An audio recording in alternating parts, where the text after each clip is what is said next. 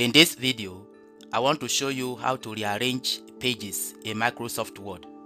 For example, I have this Microsoft Word document and about 5 pages. If I want to rearrange them, how do I do it? For instance, come to View and click on Navigation pane. So click here, which is Pages.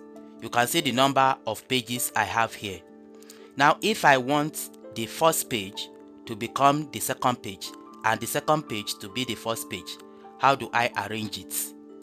So to make such arrangement is quite simple. So what you need to do, let me quickly show you. So for example, come to this first page, click on the title of the first page, and here put this one on Pages. Then come here, the title of the page, click on it, then come to Home and make it first heading.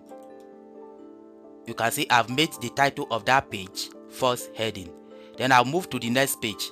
The title of that page, I'll make it first heading. Then I'll go to the third page. The title there, I'll make it first heading. Then I will go to the next page. I'll make it heading 1.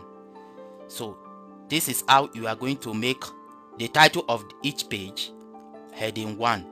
So as you are doing it, you can see it here.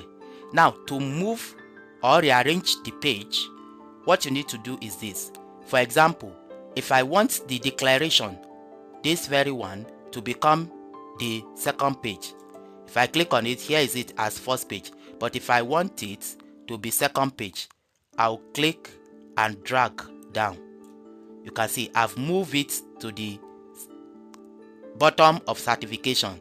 You can see that if I click on it, this is declaration, is now on page 2, while the certification, which used to be page 2, is now page 1.